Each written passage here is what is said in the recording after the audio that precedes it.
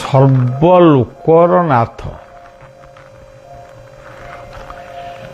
ଅର୍ଥାତ୍ ଏ ଜଗତର ନାଥଙ୍କୁ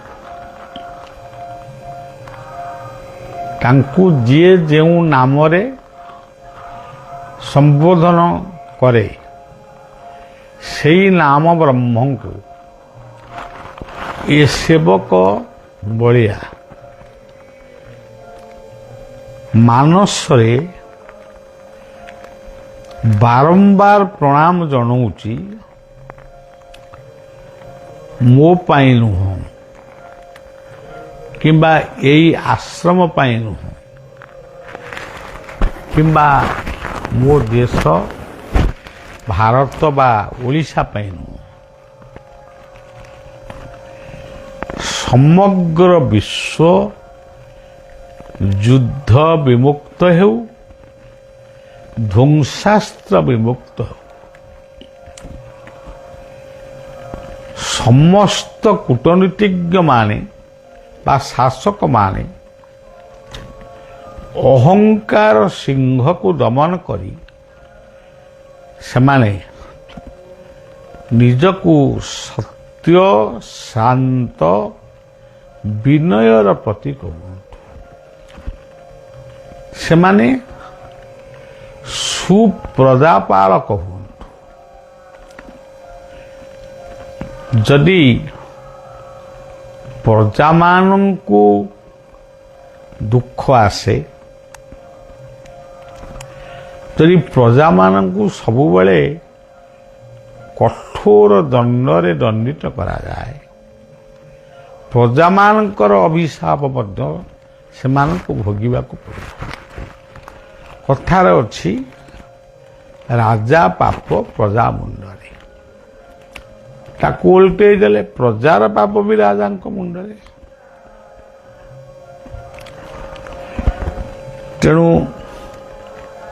ମୁଁ ବଳିଆ ତାର ଗୁରୁବର୍ଗମାନଙ୍କୁ ଏଇ ପ୍ରାର୍ଥନା କରୁଛି, ହେ ଠାକୁର ନିଗମାନନ୍ଦ, ତୁମେ ଯେଉଁ ନିଗମ ସ୍ଥାନରେ ନିର୍ଜନରେ ନିରବତାରେ ରହିଥିଲେ ବି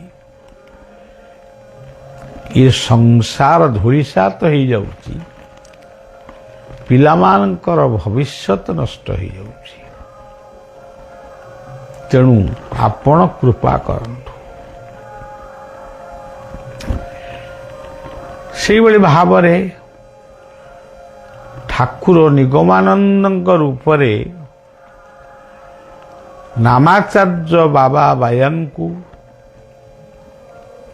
ସେ କଳ୍ପତରୁ ଶରଣମ୍ ଏଇ ମନ୍ତ୍ର ମାଧ୍ୟମରେ ପ୍ରାର୍ଥନା କରୁଛି। ବିଶ୍ୱ ଧନୀ ହବ, ଦରିଦ୍ର ହବ, ବିଜ୍ଞାନରେ ଆଗେଇବ କିମ୍ବା ଆଧ୍ୟାତ୍ମିକରେ ଆଗେଇବ, ସେଟା ଅଲଗା କଥା। କିନ୍ତୁ ବିଶ୍ୱ ବର୍ତ୍ତମାନ ଚାହୁଁଛି ଶାନ୍ତ, ଶାନ୍ତି, ପ୍ରଶାନ୍ତି, ସୁନ୍ଦର ପରିବେଶ। ପରିବେଶ ଯଦି ସୁନ୍ଦର ହବ, ଧ୍ୱଂସାସ୍ତ୍ର କେବେ ଧ୍ୱଂସ କରିପାରିବ ନାହିଁ। ଆଜି ଏଇ ଧ୍ୱଂସାସ୍ତ୍ର ପାଇଁ ସୁନ୍ଦର ମନୋରମ ପରିବେଶ ନଷ୍ଟ ହେଇଯାଉଛି। ଗୋଟେ ଗୀତରେ ବଳିଆ ବହୁତ ଦିନ ତଳେ ଲେଖିଥିଲା, ସୁନ୍ଦର ତୁମରି ଚରଣର ଧୂଳି, ସୁନ୍ଦର ତୁମରି ନା, ସୁନ୍ଦର ତୁମରି ଏତିକି ଦୁନିଆ, ସୁନ୍ଦର ତୁମରି ଗାଁ। ଇଏ ଆମର ଏଇ ଯୋଉ ଗୀତ, ସିଏ କୋଉ ସେମାନଙ୍କ ପାଖରେ ପହଞ୍ଚୁଛି? ଯଦି ବି ପହଞ୍ଚେ, ସିଏ କୋଉଟାକୁ ବୁଝିବାକୁ ଚେଷ୍ଟା କରୁଛନ୍ତି ନା କରିବେ? ବିଶ୍ୱକୁ କ'ଣ ସେଇମାନେ ତିଆରି କରିଥିଲେ, ତାହେଲେ ବିଶ୍ୱକୁ ଧ୍ୱଂସ କରିବାର ବା ପରମାଣୁ ଶକ୍ତି ନିର୍ମାଣ କରିବାର ଅଧିକାର କ'ଣ ଭଗବାନ ତମମାନଙ୍କୁ ସେମାନଙ୍କୁ ଦେଇଥିଲେ? ମୋର ଆଧ୍ୟାତ୍ମିକ ଗୁରୁ ଭାରତ ହେଉଛି ସାଧୁ ସନ୍ତର ଦେଶ। ଇଏ କଥାଟା ଆଉ ବିଶ୍ୱରେ କୌଣସି ଦେଶ ପାଖରେ ନାହିଁ। ଭାରତ ହିଁ ସାଧୁ ସନ୍ତର ଦେଶ। ଏଇ ଦେଶରେ ଅନେକ ମହାପୁରୁଷ ଜନ୍ମ ହେଇଛନ୍ତି। ଏ ସବୁ ମହାପୁରୁଷ ମାନଙ୍କ ସହିତ ଆମେ ମିଶିନୁ, ଖାଲି ନାଁ ଶୁଣିଛୁ। ଯେଉଁମାନଙ୍କ ସହିତ ମିଶିଛୁ, ଧରନ୍ତୁ ବାବା ବୈକୁଣ୍ଠନାଥ ବ୍ରହ୍ମଚାରୀ, ବାବା ମଧୁସୂଦନ, ଏଇଭଳି କେତେଜଣ ମହାପୁରୁଷ ମାନଙ୍କ ସହିତ ଆମେ ମିଶିଛୁ। ଏବଂ ଆମରି ଜନ୍ମଠାରୁ ଏଇ ପର୍ଯ୍ୟନ୍ତ ଆହୁରି ଅନେକ ମହାପୁରୁଷ ମାନେ ତାଙ୍କ ଲୀଳା ଶେଷ କରିଛନ୍ତି, କିନ୍ତୁ ଆମ ସହିତ ସାକ୍ଷାତ ହେଇଥିଲେ। ସେ ଶ୍ରୀ ଠାକୁର ଅଭିରାମ, ଶ୍ରୀ ଶ୍ରୀ ଠାକୁର ଅନୁକୂଳ ଚନ୍ଦ୍ର ଏବଂ ଯୋଗାନନ୍ଦ, ଶିବାନନ୍ଦ, ପ୍ରଣବାନନ୍ଦ, ଦୟାନନ୍ଦ, ଯେଉଁମାନେ ଏଇ ନିକଟ ଅତୀତରେ ଏଇ ପୃଥିବୀ ପୃଷ୍ଠକୁ ଆସି ସୁମାର୍ଗ ଆମମାନଙ୍କୁ ଦେଇ ପୁଣି ସେ ତାଙ୍କର ପ୍ରତ୍ୟାବର୍ତ୍ତନ କରିଛନ୍ତି। ତେବେ ଆମେ କ'ଣ ଶିଖିଛୁ, କ'ଣ ଆମେ ବୁଝିଲୁ? ଆମେ ତ ସମସ୍ତେ ବେଳେ ବେଳେ ଆମ ପାର୍ଟିରେ କେବଳ ଜଗନ୍ନାଥ ବୋଲି ପାର୍ଟିରେ ବସୁଛି। ଆମର ଜଗନ୍ନାଥ, ଆମେ ଜଗନ୍ନାଥ ଦେଶର ଲୋକ। ଯେ ଜଗନ୍ନାଥଙ୍କ ଦର୍ଶନରେ କୋଉ ଭାଇ ଭଉଣୀର ସମ୍ପର୍କ ରଖିଛ? କିମ୍ବା ବୈକୁଣ୍ଠନାଥଙ୍କର ସେଇ ଯେଉଁ ନାମଟି ସେ ଆମମାନଙ୍କ ପାଇଁ ଛାଡ଼ି ଦେଇଗଲେ, ଜୟ ଗୁରୁ ଜୟ ଗୁରୁ ଜୟ ଜଗନ୍ନାଥ, ଜୟ ଗୁରୁ ବୈକୁଣ୍ଠନାଥ। ତେବେ ସେ ନାମଟି କିଏ ପଢ଼ୁଛ? ଏଇ ଲାଇଫରେ ତ ମୁଁ ଅନେକ ଥର କହିଛି, ଅନେକ ସଭା ସମିତିରେ ମଧ୍ୟ କହିଛି, କିନ୍ତୁ ସେମାନେ ତାଙ୍କର ରୋଗ ପାଇଁ ଔଷଧ ଦେଇ ଗଲେ। ଆମେ ଯଦି ଔଷଧ ନ ଖାଇକିରି ଖଟ ଉପରେ ବାଡ଼େଇ ପିଟି ହବୁ, କିଏ ଆମକୁ ଭଲ କରିବ? ବାବା ମଧୁସୂଦନ ଗୋଟିଏ ନାମ ଦେଲେ, ଓମ୍ କୃଷ୍ଣ ମଧୁସୂଦନ ବାସୁଦେବ ଜନାର୍ଦ୍ଦନ। ସେ ନାମକୁ ଆମେ ଭଜୁଛୁ, ତା ବି ନୁହଁ। ଜୟ ଗୁରୁ ବୋଲି ଗୋଟେ ପବିତ୍ର ଶବ୍ଦ ଠାକୁର ନିଗମାନନ୍ଦଙ୍କ ମୁଖରୁ ବାହାରିଥିଲା, ଅନୁକୂଳ ଚନ୍ଦ୍ରଙ୍କ ମୁଖରୁ ବାହାରିଥିଲା, ବୈକୁଣ୍ଠଙ୍କ ମୁଖରୁ ବାହାରିଥିଲା। ଆମେ କିଛି ନହେଲେ ଜୟ ଗୁରୁ ବୋଲି କହୁଛୁ କି? ଗୁରୁ ଭାଇ ଗୁରୁ ଭଉଣୀକି ଦେଖିଲେ ଜୟ ଗୁରୁ, ଇଏ କ'ଣ? ଜୟ ଗୁରୁ କ'ଣ ସେଇଭଳିଆ ଗୋଟେ ଶବ୍ଦ ଯାହାକୁ ଠାକୁର ନିଗମାନନ୍ଦ, ଅନୁକୂଳ ଇତ୍ୟାଦି ମହାପୁରୁଷ ମାନେ ଯେଉଁ ଶବ୍ଦ ଉପରେ ଗୁରୁତ୍ୱ ଦେଇଛନ୍ତି? ଜୟ ଗୁରୁ ହେଉଛନ୍ତି ଭଗବାନ କୃଷ୍ଣଙ୍କର ପ୍ରତୀକ। ଜୟଗୁରୁର ଅଧିକାରୀ କେବଳ ହେଉଛନ୍ତି ଭଗବାନ କୃଷ୍ଣ। କାହିଁକି? ଏହା କିପରି? ଅର୍ଜୁନଙ୍କୁ ଯେତେବେଳେ ସେ ଗୀତା କହିଲେ, କେତେବେଳେ କହିଲେ? ଯେତେବେଳେ ଅର୍ଜୁନ ନିଜକୁ ସମର୍ପିତ କଲା, ଗୁରୁ ବୋଲି ତାଙ୍କୁ ମାନେ ସମ୍ବୋଧନ କଲା। ତେଣୁ ଭଗବାନ କୃଷ୍ଣ ଗୀତା କହିଲେ। ତାହେଲେ ପ୍ରଥମ ଜୟଗୁରୁ ଶବ୍ଦ ହେଉଛନ୍ତି କୃଷ୍ଣ, ଯାହାଙ୍କୁ ଜଗତ ଗୁରୁ ବୋଲି କୁହାଯାଇଛି। ଦେବକୀ ପରମାନନ୍ଦଂ କୃଷ୍ଣଂ ବନ୍ଦେ ଜଗତ। ଦ୍ୱିତୀୟ ଜୟଗୁରୁ ହେଉଛନ୍ତି ଦ୍ୱିତୀକୃଷ୍ଣ ଅର୍ଜୁନ। ସେଥିପାଇଁ ବୋଧେ ବୈକୁଣ୍ଠ କହିଲେ ଜୟ ଗୁରୁ ଜୟ ଗୁରୁ, ଦିଟା ଜୟଗୁରୁ ଲଗେଇଲେ। ତାପରେ କହୁଛନ୍ତି ଜୟ ଗୁରୁ ଜୟ ଗୁରୁ ଜୟ ଜଗନ୍ନାଥ, ଜୟ ଗୁରୁ ବୈକୁଣ୍ଠନାଥ। ପୁଣି ଗୋଟେ ଜୟଗୁରୁ, ପୁଣି ଗୋଟେ ଜୟଗୁରୁ। ଇଏ ଜୟଗୁରୁ କିଏ?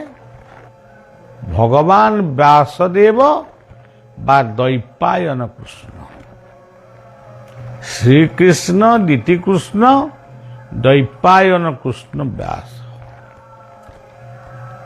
ସିଏ କାହାକୁ ବୁଝେଇଲେ? ଜୟଗୁରୁ ଶବ୍ଦ କହିଲେ ଗୀତା। এই ଜୟଗୁରୁ ଶବ୍ଦ ଭିତରେ ଅନେକ କଥା ଲୁଚି ରହିଛି। ଜୟଗୁରୁ କହିଲେ ଶୁକଦେବ, ଯେଉଁ ଶୁକଦେବ ରାଜା ପରୀକ୍ଷିତଙ୍କୁ ଭାଗବତ ବୁଝେଇଥିଲେ ଏବଂ ସେ ମନ ଦେଇ ଶୁଣିଥିଲେ, ତେଣୁ ସେ ମହାନ ଜୟଗୁରୁ। ଜୟଗୁରୁ କହିଲେ ବଳିଆ ପାଇଁ ମୋ ବାପା ବୋଉ, ମୋ ଶିକ୍ଷକ, ମୋ ପୁରୋହିତ, ମୋତେ ଆଶୀର୍ବାଦ ଦେଇଥିବା ସାଧୁ ସନ୍ଥ ବା ସଦ୍ଗୁରୁମାନେ, ଯେଉଁ ଯେଉଁ ସଦ୍ଗୁରୁମାନଙ୍କୁ ଜୀବନରେ ଆମେ ସ୍ୱପ୍ନରେ ବି ପାଇଛୁ, ଶିବାନନ୍ଦ, ଚିଦାନନ୍ଦ ଇତ୍ୟାଦି, ଅନୁକୂଳ, ଯୋଗାନନ୍ଦ, ଯେଉଁମାନଙ୍କୁ ଆମେ ପାଇଛୁ, କେହି କହିପାରିବେନି ବଳିଆ ସେମାନଙ୍କୁ ଗୋଟିଏ ଦିନ ବି ଭୁଲି ଯାଇଛି। ବଳିଆ ମନେ ରଖିଛି। ତାଙ୍କର ବାଣୀ କେତେ କିଏ ଲେଖିଛି, ତାଙ୍କର ସବୁ କେତେ କେତେ ବଡ଼ ବଡ଼ ବାଣୀ, ସେ ସବୁକୁ ମୁଁ ଅଭ୍ୟାସ କରିନାହିଁ ବା ଏତେ ପଢ଼ିବାକୁ ସମୟ ମୋତେ ନାହିଁ। କେତେବେଳେ ମୁଁ ପଢ଼ିବି? ପଢ଼ିବା ସମୟଟା ଚାଲିଗଲା। 1980 ମସିହା ପର୍ଯ୍ୟନ୍ତ ଯଥେଷ୍ଟ ସମୟ ଥିଲା। ସେତିକି ବେଳେ ଯାହା ଭାବିଥିଲି ବର୍ତ୍ତମାନ କହୁଛି। ଆଉ ପଢ଼ିବାକୁ ସମୟ କାହିଁ? ମୁଁ ତ ସକାଳୁ ବିଛଣାରୁ ଉଠିବା ମାତ୍ରକେ ଲୋକାରଣ୍ୟ, କିଏ କୋଉ ଦୁଃଖ ନେଇ ଆଇଛି ତାଙ୍କୁ ଟିକେ କ'ଣ ପଦେ କହିବି, ଏଇଟା ହେଲା ମୋର ଜୟଗୁରୁ। ଏଭଳି କି ଦିନେ ଦିନେ ମୁଁ ପ୍ରାର୍ଥନା ବି କରିପାରୁନି। ତେଣୁ ବାଧ୍ୟ ହେଇକିରି ଏବେ ଆଶ୍ରମ ପିଲାମାନଙ୍କୁ କହିଛି ଯେ 6ଟା ପରେ ଆଉ ମୋତେ କେହି ଦେଖା କରିବେନି, ମୁଁ ମୋର ଚୁପଚାପ ଟିକେ ବସିବି, କିଛି ନ ପଢ଼େ, ଭାବିବି। ଆଉ ଇଏ ବୟସରେ ଆଉ କେତେ କଥା ପଢ଼ିବି, କୋଉ ବହି ପଢ଼ିବି? ଅଷ୍ଟାଦଶ ସେ ଗୀତଟିଏ ଲେଖିଛି, ମୋର ମନେ ପଡ଼ୁନି, ଯେ ଅଷ୍ଟାଦଶ ପୁରାଣ ତମେ ଲେଖିଛ, ବା ଆମକୁ ଅଷ୍ଟାଦଶ ପୁରାଣ ଆମ ପାଖରେ ଅଛି, କୋଉ ପୁରାଣଟା ମୁଁ ପଢ଼ିବି? ଶିବ ପୁରାଣ ପଢ଼ିଲେ ସେଠି ଶିବ ହେଉଛନ୍ତି ପରମାତ୍ମା। ଯଦି ବିଷ୍ଣୁ ପୁରାଣ ପଢ଼ିଲ ସେଠି ବିଷ୍ଣୁ ହେଉଛନ୍ତି ପରମାତ୍ମା। ଯଦି କୈବର୍ତ୍ତ ପୁରାଣ ପଢ଼ିଲ ସେଠି ସିଏ ଗୋଟେ କାହାକୁ ପରମାତ୍ମା କଲେ। ଯଦି କୁରାଳ ପୁରାଣ ପଢ଼ିଲ ସେଥିରେ ସିଏ ଗୋଟିଏ ପରମାତ୍ମା। ଇଏ ପରମାତ୍ମାର ଗୋଟିଏ ଏତେ କଥା କିଏ କରିବ? ଅଷ୍ଟାଦଶ ଯୋଗ କରିଛ କେଉଁ ଯୋଗ ସାଧିବି ପୂର୍ବର ସ୍ୱୀକୃତି ନଥିଲେ ସାଧି ସାଧି ମରିବି। ଏଇଟା ବଳିଆ ଲେଖିଛି। ତେବେ ବ୍ୟାସଙ୍କର ଗୋଟେ ସୁନ୍ଦର ଶ୍ଳୋକ ଅଛି, ବେଦ ବେଦାନ୍ତ ଗୀତା ନାମ, ଏଇଭଳି ଗୋଟେ ଶ୍ଳୋକଟା ଟିକେ ଭୁଲ ହେଇଯାଉଛି। ତାପରେ ସେ କହିଛନ୍ତି ପରୋପକାରାୟ ସ୍ୱର୍ଗାୟ ପାପାୟ ପରପୀୟ। ତମେ ଯେତେ ବହି ପଢୁଛ ପଢ, ଯେତେ ଘଣ୍ଟି ଘଣ୍ଟା ଶଙ୍ଖ ବଜଉଛ ବଜାଅ, ଯେତେ ଫୁଲ ତୋଳିକିରି ଛିଣ୍ଡଉଛ ଛିଣ୍ଡାଅ, କିନ୍ତୁ ପିତାମାତାଙ୍କର ଆଶୀର୍ବାଦ, ଗୁରୁ ଗୁରୁଜନଙ୍କର ଆଶୀର୍ବାଦ ଏବଂ ଭଲ କର୍ମ କରି ଯେଉଁ କୀର୍ତ୍ତି ଅର୍ଜନ କରିବ, ଭଲ ପରିବେଶ ସୃଷ୍ଟି କରି, ଭଲ ପରିବେଶ ସୃଷ୍ଟି କରିବା ହିଁ ପ୍ରକୃତରେ ଶିବଙ୍କର ମନ୍ଦିର। ଭଲ କୃଷି କରିବା ହିଁ ଲକ୍ଷ୍ମୀଙ୍କର ମନ୍ଦିର। ଭଲ ଚିକିତ୍ସାଳୟ କରିବା ହିଁ ମହାକାଳୀଙ୍କ ମନ୍ଦିର। ଦେଶକୁ ରକ୍ଷା କରିବା ପାଇଁ ଯେଉଁ ସଂକଳ୍ପ, ସେ ହେଉଛି ଦୁର୍ଗାଙ୍କର ମନ୍ଦିର। ଯେଉଁ ପୃଥିବୀରେ ସୂର୍ଯ୍ୟ ଅଛନ୍ତି, ଚନ୍ଦ୍ରମା ଅଛନ୍ତି, ପବନ ଅଛନ୍ତି, ମାଟି ଅଛି, ସମୁଦ୍ର ଅଛି, ସେଠି ଆମର କିଛି ଅଭାବ ରହିବା କଥା ନୁହେଁ। ତେଣୁ ଆମେ ଯଦି ଜାଣି ଶୁଣିକିରି ଗଛ ଜଙ୍ଗଲ କାଟିବୁ ଏବଂ ମଦ୍ୟ ମାଦକ ଏସବୁ ଖାଇକିରି ଆମେ ଭଲ ଲୋକ ଗୁଡ଼ାକ ରାସ୍ତାରେ ପଡ଼ିବୁ। ଆମେ ସବୁ ଯିବା ଆସିବା ବେଳେ ଦେଖୁଛୁ ଗୋଟେ ଗୋଟେ ଲୋକ କ'ଣ କୋଉ ମଦ ସେ ପିଇଛନ୍ତି କେଜାଣି, ସୁନ୍ଦର ପୋଷାକ ପତ୍ର ପିନ୍ଧିକି ରାସ୍ତାରେ ଶୋଇଛନ୍ତି। ହସ ମାଡ଼େ। ଏଗୁଡ଼ା କି କଥା? କି ତୁମେ ଭଲ ମଣିଷ ଟିଏ, ପାଠଶାଠ ପଢ଼ିଛ, ପେନ୍ସାର୍ଟ ପିନ୍ଧିଛ, ପଇସା ଖର୍ଚ୍ଚ କରି ବରା ତରକାରୀ, ରସଗୋଲା, ପୁରୀ ଏସବୁ ଖାଉନା? ଏବେ ବି ଆଉ ଖାଇବାକୁ କୋଉଠି ମିଳୁଛି କି? ଜଳଖିଆ ଦୋକାନ ସବୁ ବନ୍ଦ ହେଇଗଲାଣି। ଏଇ ଯେଉଁ ଯୁଦ୍ଧ ବର୍ତ୍ତମାନ ଏଇ ଅବସ୍ଥାକୁ ଆମକୁ ଆଣିଲାଣି। ତେଣୁ ସଜ୍ଜନ, ବିଶ୍ୱ ପାଇଁ ଆମର ପ୍ରାର୍ଥନା ସବୁବେଳେ ରହିବା ଉଚିତ। ଆମେ ଯିଏ ଯେଉଁ ଗୁରୁଙ୍କର ଶିଷ୍ୟ, ତାକୁ ଏତେ କହି ହେଉଛ କାହିଁକି ମୁଁ ଅମୁକଙ୍କର ଶିଷ୍ୟ? କାହିଁକି ତାକୁ କାହିଁ ଏତେ କହୁଛ? ତମେ କ'ଣ ବାପା ନାଁକୁ ଏତେ ଥର କହୁଛ? ତମେ କ'ଣ ଯୁଆଡ଼େ ଯାଉଛ ମୁଁ ଅମୁକର ପୁଅ, ମୋ ମା ନାଁ ଅମୁକ, ଏମିତି କ'ଣ କହୁଛ? ତମକୁ ଯିଏ ପଚାରୁଛି ତମ ନାଁ କ'ଣ, ତମେ କହୁଛ ଅମୁକ, ତମ ଘର କୋଉଠି?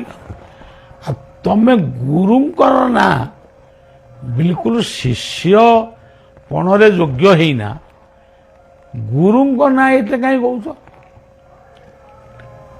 ତାମାନେ ତମେ ଭାବୁଛ ଗୁରୁଙ୍କର ପ୍ରଶଂସା ମୁଁ ଯେତିକି କରିବି କୃପା ବୋଧେ ସେତିକି ପାଇବି। ଆଦୌ ନୁହଁ। ସେସବୁ କଥା ଭୁଲିଯାଅ। ଭଲ କାମ କର, ସୁନାମ ଅର୍ଜନ କର, କୀର୍ତ୍ତିମାନ ପୁଅ ଝିଅ ହୁଅ।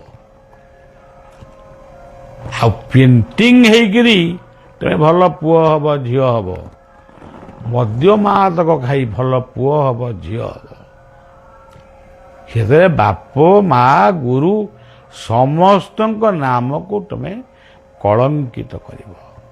ଗଙ୍ଗାରେ ଯେତେ ଗାଧେଇଲେ ବି ତମ ପାପ ଛାଡ଼ିବ ନାହିଁ। ଗୁରୁ ମନ୍ତ୍ରକୁ ଯେମିତି ଗୁପ୍ତରେ ସ୍ମରଣ କରୁଛ, ସେଇଭଳି ଗୁରୁଙ୍କୁ ମଧ୍ୟ ମନ ଭିତରେ ପୂଜା କର, ଗୁରୁ ବାଣୀକି ମନନ କର। ଶେଷରେ ଯୁଦ୍ଧ ବିମୁକ୍ତ ଧ୍ୱଂସାସ୍ତ୍ର ବିମୁକ୍ତ ବିଶ୍ୱ ପାଇଁ ସମସ୍ତେ ତୁ ଯେବେ ଏକ ଭାବେ ଭାବୁ ଏ ଘୋର ସଂସାର ଉତରେ ଆମେ ସମସ୍ତେ ଯଦି ଟିକେ ପ୍ରାର୍ଥନା କରିବା ସିଏ ଆମେ ତାକୁ ବନ୍ଦ କରିପାରିବାନି। ସେଇ ସବୁ ଜଗତର ସ୍ରଷ୍ଟା ସେ ଅନନ୍ତ ହୁଅନ୍ତୁ ଜଗନ୍ନାଥ ହୁଅନ୍ତୁ ଯିଏ ହୁଅନ୍ତୁ ସିଏ ଯଦି ଚାହିଁବେ ଇଏ ବିଶ୍ୱ ରହିବ, ନହେଲେ ଆମେ ଯେତିକି ବର୍ଷ ଭୋଗ କଲୁ କଲୁ ଆମମାନଙ୍କର ପରବର୍ତ୍ତୀ ଦାୟାଦ ମାନେ ଏମାନେ କେବଳ ଅନ୍ଧକାର ଭିତରକୁ ପଳାଇବେ। ଶେଷରେ ମୋର ଇଷ୍ଟଦେବ ଅନନ୍ତଙ୍କୁ ଏବଂ ମୋର ଗୁରୁବର୍ଗମାନଙ୍କୁ ମୋର ପିତାମାତାଙ୍କୁ ପ୍ରଣାମ ଜଣାଇ କଥାଟି ଏଇଠି ରଖୁଛି। ଜୟ ଗୁରୁ ଜୟ ଜଗନ୍ନାଥ।